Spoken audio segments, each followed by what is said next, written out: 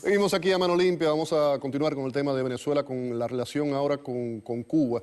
Y es que militares cubanos podrían estar en posiciones claves manejando la represión en Venezuela. De eso hemos venido hablando en los últimos programas. Y precisamente sobre ese tema nos van a hablar Eugenio Llanes, es editor de cubanalysis.com. Don Eugenio, bienvenido al programa. Encantado. Huberto Mario, periodista, además Huberto conoce muy bien el tema interno de las relaciones entre Cuba y Venezuela, trabajó en la Embajada de Cuba ahí en Venezuela durante un tiempo. ¿Qué tiempo fue? ¿Qué tiempo estuviste ahí? Casi 5 años. Casi 5 años, muy bien. Vamos a escuchar anteriormente conversamos con el opositor cubano Guillermo Fariñas, que hizo una serie de denuncias con relación a esa injerencia militar de Cuba en Venezuela. Es que hayan tenido experiencia combativa previa en algún país de África como Angola, Etiopía, Congo francés, Mozambique o en Nicaragua, en América Latina. Deben tener menos de 50 años o menos y estar dispuestos a mantener en un secreto discreto su disposición a defender la revolución venezolana. Ahí tenían la denuncia de Guillermo Fariñas y primero, bueno, quiero saber, tanto Eugenio como Huberto, ¿se sorprenden de esa declaración? No, yo no me sorprendo de que el Ministerio de las Fuerzas Armadas de Cuba esté preparando, por supuesto, el apoyo a Maduro. Y no me sorprendo porque yo viví las horas del 2002 de Chávez donde esto sorprendió a Fidel Castro, un Fidel Castro que estaba en forma, que era el Fidel Castro que todos conocíamos, y él reconoció dentro de la inteligencia, dentro de las reuniones de trabajo, que lo había sorprendido esta salida de Chávez. Pero terminando Chávez de incorporarse el 14 de abril, él apretó el acelerador y dijo, no, espérate, esto no puede pasar. Hay un plan que lo conozco, que ha tenido algunos cambios, pero participé de las primeras reuniones.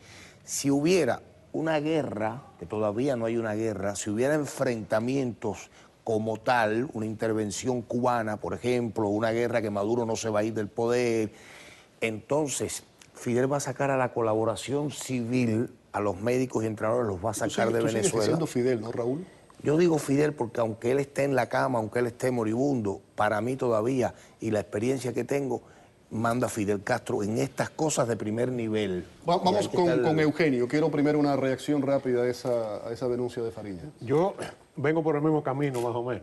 Antes del 2002, solamente la inteligencia era de colaboración, la colaboración era de inteligencia. Claro. Minin. Pero después del golpe de Estado, Fidel Castro dijo, esto no nos puede volver a pasar.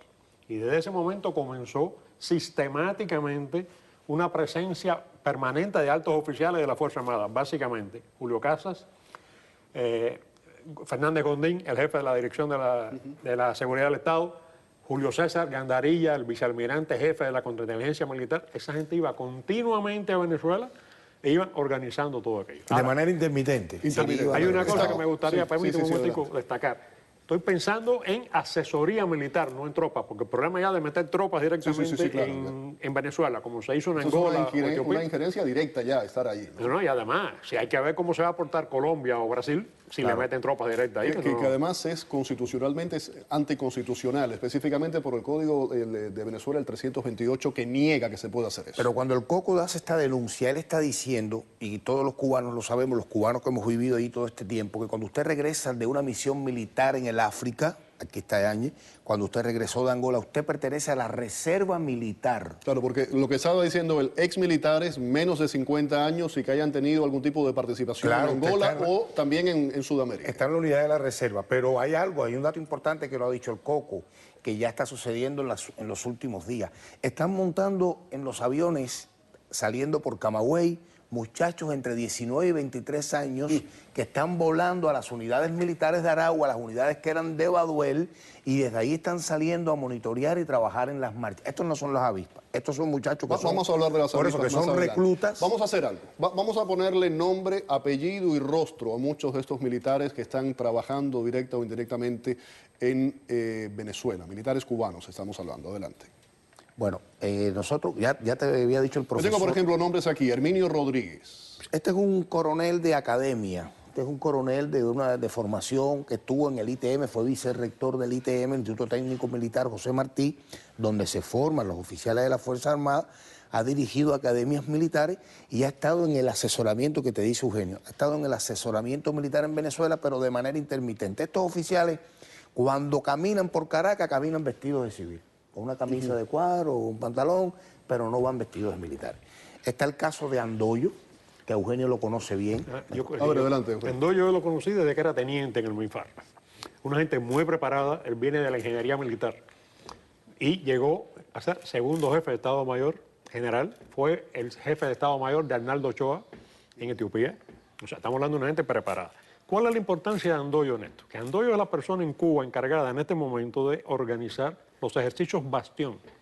¿Qué ejercicio Bastión? Lo que se combina una supuesta invasión extranjera con una sublevación dentro del país. Los ejercicios militares. Y esa preparación para combatir sublevaciones dentro del país fue lo que llevó a Andoyo A ver si podemos Venezuela. repetir la fotografía, la instantánea que estábamos viendo ahora. ¿Es esa persona que vemos ahí con el círculo? Sí. Sí, está Ahí lo lejos, tiene, lo veo de lejos aquí, sí, pero es él. Y tienes a Carlos Mata Figueroa al lado, que es el general venezolano, gobernador del estado de Nueva Esparta, que es el general encargado de atender a la alta misión militar cubana cada vez que entran y salen del país. Es decir, él es el edecán junto con Rodríguez Chacín, otro general venezolano muy vinculado al narcotráfico. Correcto. Ellos son los que atienden las visitas de Ramiro Valdés, de Leopoldo Sintra Frías.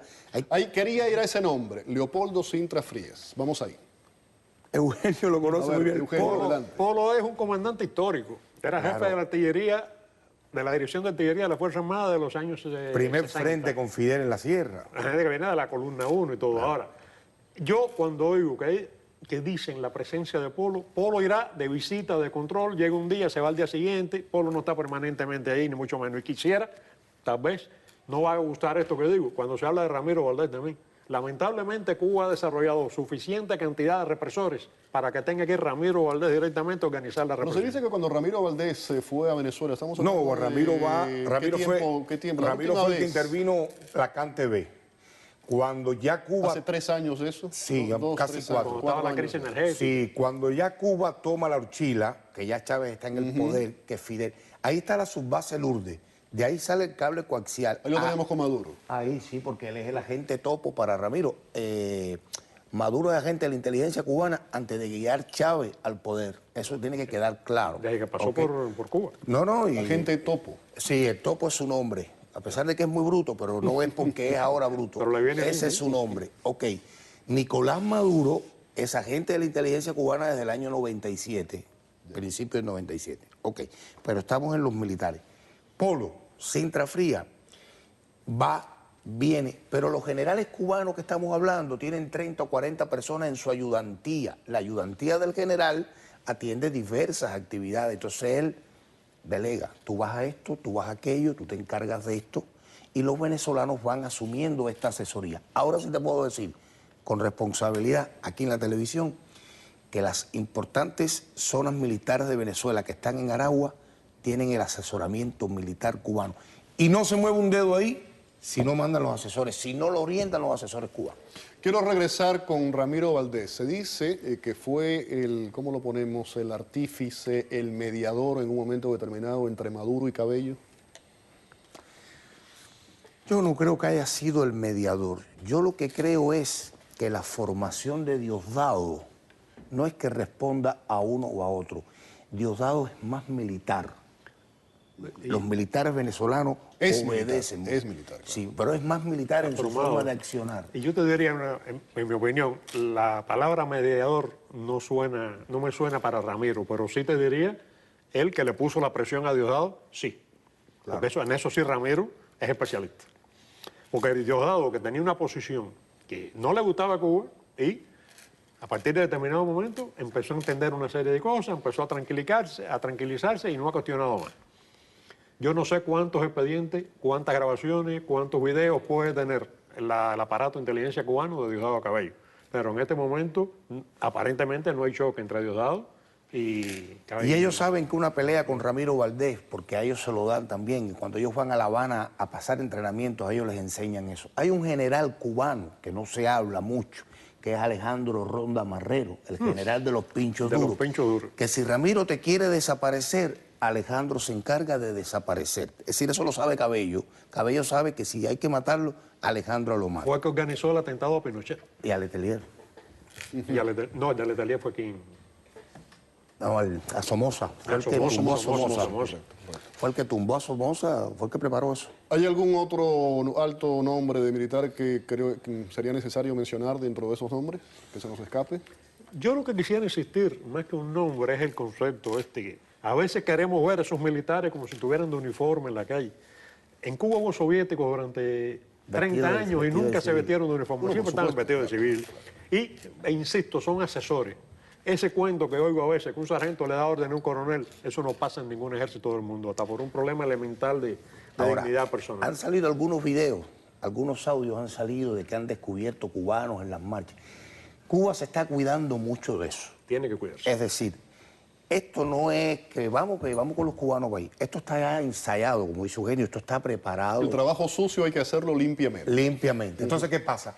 Que si yo estoy metido en una marcha, este venezolano me está haciendo la contrafigura aquí, por decirlo de alguna manera, él me está cuidando la espalda. Yo no puedo hablar, o sea, lo único que él hace en esta marcha es estar pegado a mí para que yo no hable. Yo golpeo, yo puedo dar una patada, yo me quito, pero este habla por mí. Es muy difícil que un cubano hable en esa marcha. Yo iría un poquito más allá, que no sea el cubano que dé la patada. Es decir, lamentablemente Venezuela tiene gente suficiente para el trabajo sucio. Y repito, no es porque los cubanos no lo deseen, es que se están cuidando demasiado. Un escándalo cualquiera. Además, acuérdate que en Venezuela no es como en Cuba, y todo el mundo tiene un teléfono y te filma un video o te tira una foto. Claro. Entonces, un cubano se cuida mucho porque si aparecen evidencias de cubanos, tropas cubanas, dando golpes por la calle, va a complicar demasiado la cosa en Venezuela. Yo creo que se están cuidando mucho con eso. Huberto, has hablado de que Cuba ha enviado de emergencia a Venezuela las avispas negras. ¿Qué son? ¿Quiénes la conforman y a quién responden además? Bueno, las avispas, voy a compartir el comentario con Eugenio. Las avispas es un grupo élite de Fidel Castro Ruz que pertenece a tropas especiales del Ministerio del Interior, a la élite de las tropas, a las tropas más especializadas. Se entrenan y viven en Punto Cero de Guanabo, después se van al interior del país y son alrededor de 5 o 6 mil hombres en mi época para cumplir misiones especiales de Fidel y de Raúl. Tienen un regimiento por provincia. Claro.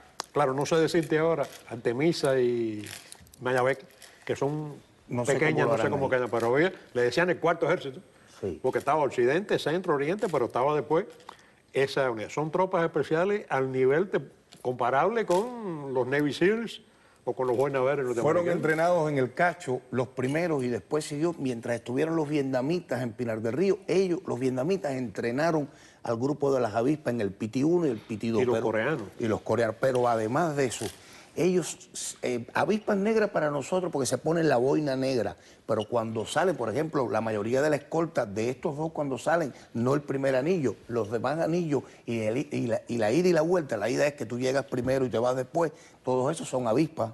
Ahora, esas avispas tienen nivel cultural, nivel de información. Esas avispas se te ponen un cuello. Son grupos élites, tipo Navy SEAL. Super élite. Y ellos viven 6 meses en la unidad militar, van 2 semanas a la casa o 3, regresan. Es decir, esa gente está para primer nivel. Y esto ahora mismo que está pasando en Venezuela es primer nivel. En cualquier lugar de Venezuela tú te encuentras una avispa, lo que pasa es que los venezolanos no saben, pero ellos llevan, por ejemplo, ellos se están moviendo en ómnibus climatizado, salen de Aragua, van a la marcha de Caracas, en el mismo ómnibus se visten, qué ropa es la que se van a poner hoy, si es la franela y la gorra, la capucha, ellos salen. Como dice Eugenio, a lo mejor no están dando la patada, pero están monitoreando la marcha. Recuerden que los cubanos venimos de ser entrenados por los rusos, por los vietnamitas, por los coreanos, de estar en Angola, de estar en Etiopía. Los venezolanos han vivido en democracia, los venezolanos no han tenido necesidad de tirarle un tiro a nadie. Aquí hay gente que piensa que va a encontrar un cubano con una boina negra o un brazalete de avispa. No, claro, no. Estamos hablando gente que son además expertos en artes marciales, con una preparación física muy fuerte, que además saben tirar, tropa élite de verdad, pero no son tontos ni mucho menos. Además, ¿por qué hay que llevarlo con boina verde? Si lo puede llevar con gorra de pelotero, o con bata de médico. Claro, por eso es que te digo que se cambia dentro del mismo ómnibus.